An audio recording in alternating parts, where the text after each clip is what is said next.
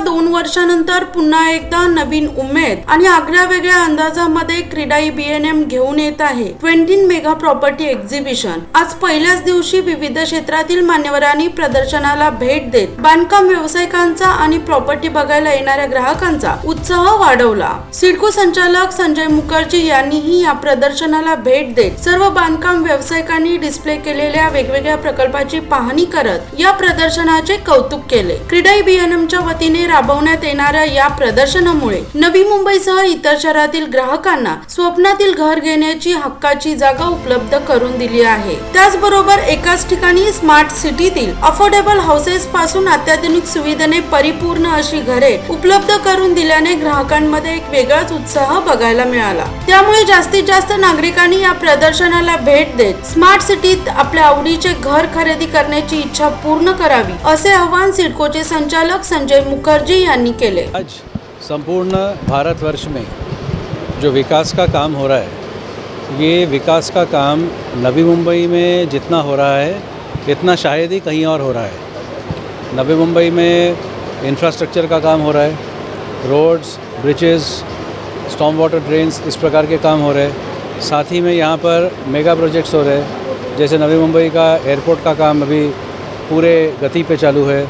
उसी प्रकार से नवी मुंबई मेट्रो का जो काम है उसका टप्पा 1 जो है वो कंप्लीट हो चुका है और टप्पा 2 जो है वो दिसंबर तक के कंप्लीट होगा। आगे के मेट्रो का काम चालू होने वाला है।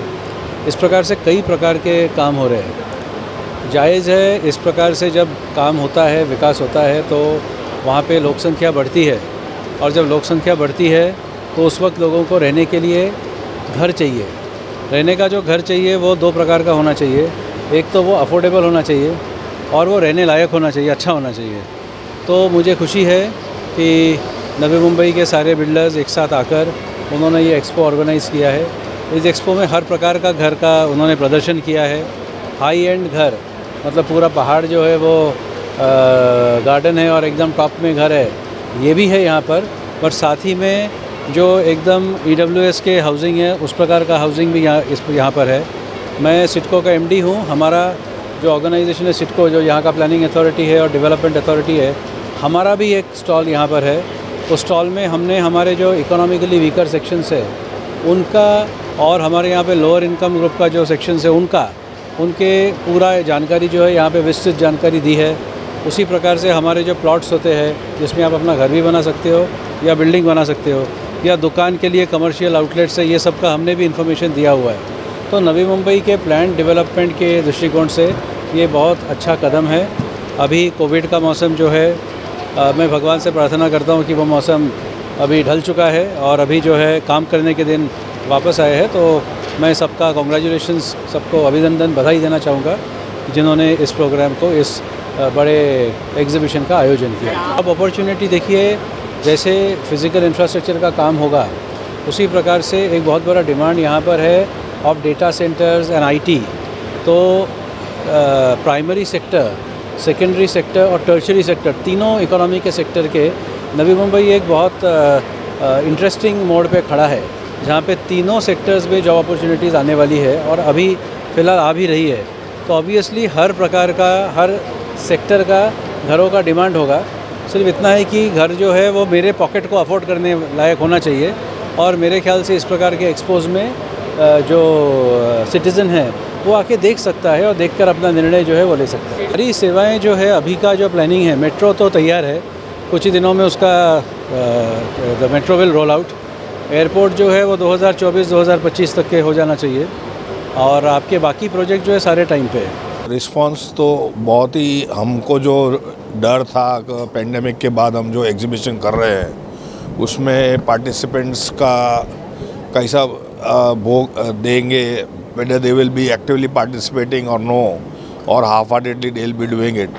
But yesterday it was a very good day for us. हमने हर एक स्टॉल पे जो मेंबर्स हैं उन्होंने बहुत ही अच्छा खर्चा किया है और बहुत ही अच्छे स्टॉल बनाए और सेलिब्रिटीज़ भी कल बहुत लोग आए। कमिश्नर पनवेल के हाथ से इनॉग्रेशन हुआ, उसके बाद सिडको MD आए, DCPs आए, मतलब बहुत कुछ बेटर, मतलब एक माहौल क्रिएट हो गया है it has become a buzz in Navi Mumbai about the exhibition. साहब एक matured IAS ऑफिसर है, उन्होंने हमको जो कॉम्प्लीमेंट दिया है, we are very thankful to him for his gracious comments regarding our builders, because normally builder faculty जो भी है, people are very negative about giving comments. But this is a MD who has come out openly and told us, come on, whatever difficulties you have, I am there for it to solve it, and don't worry, we are with you. और उन्होंने detail में आप press conference में explain किया कि सिडको का future क्या है, प्रोग्रेस क्या है, वो सब भी उन्होंने बहुत अच्छी तरह एक्सप्लेन किया. I think it is a very encouraging sign from a head of a planning department for us builders to have such a positive person in leading us. तो हमारे पास जो डिस्प्ले है, जो प्रोडक्ट है और जो इंफ्रास्ट्रक्चर नवी मुंबई में है, तो प्रोडक्ट सेल का तो कभी भी हम लोग को इशू था ही नहीं, आज तक था नहीं. और 50 साल में जो नवी मुंबई डेवलप हुआ है, तो कभी भी इशू तो था ही नहीं. तो भी पब्लिक का जो साथ मिल रहा है, we are very thankful to the general public जो स्पॉट बुकिंग करा रही है. हमारे पास स्पॉट बुकिंग की स्कीम भी है, और जो बाद में भी अभी अपना डेटा लेके अपने एनालिसिस करेंगे, और एग्जीबिशन के बाद भी वो जो भी बिल्डरों को अप्रोच करके जो बुक करेंगे, it is a win win situation for them and us, both of us. Thank you sir. तो सवेरे 10:30 बजे ओपनिंग को आने वाले थे, पर लेकिन उनको कुछ अर्जेंट मीटिंग निकली, और बीएनएम के एग्जीबिशन में हर टाइम एमडी रहते ही है, जैसे लोकेश सर से गगरानी सर, आज तक ये सिलसिला चला आया है. या तो सेंट्रल मिनिस्टर रहते हैं या तो चीफ मिनिस्टर रहते हैं, वो यहाँ के कभी भी इनॉग्रेशन के अंदर रहते हैं. तो यहाँ के एमडी तो रहते ही है, लेकिन कुछ अर्जेंट मीटिंग सर को आ गई, उसके वजह से सर नहीं आए. लेकिन हमारे पनवेल म्यूनसिपलिटी कमिश्नर वो आ गए, और अब क्लोजिंग सेरेमनी वो आएंगे. और सर ने कल जो फीडबैक, पॉजिटिव फीडबैक दिया, वो बहुत ही अच्छी थी.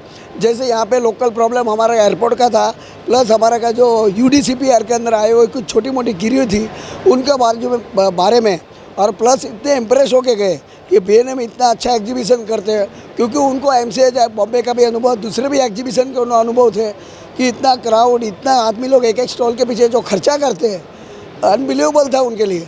बोला इस टाइप का. प्लस उसके बाद में अपन खाने की अरेंजमेंट, जैसे कि अपने पास एग्जीबिटर जितने भी रहते स्टॉल वाले, उनके आदमी, उनके मार्केटिंग वाले, उन सभी को अपन जो खाने की व्यवस्था करते हैं, खाने मतलब उसके बाद जो जितने बिल्डर पार्टिसिपेट रहते उनके खाने की व्यवस्था, मतलब बोला ये तो जैसे कि एक शादी का माहौल रहता, उस टाइम को उनको माहौल लगा, और वेरी गुड फीलिंग थी.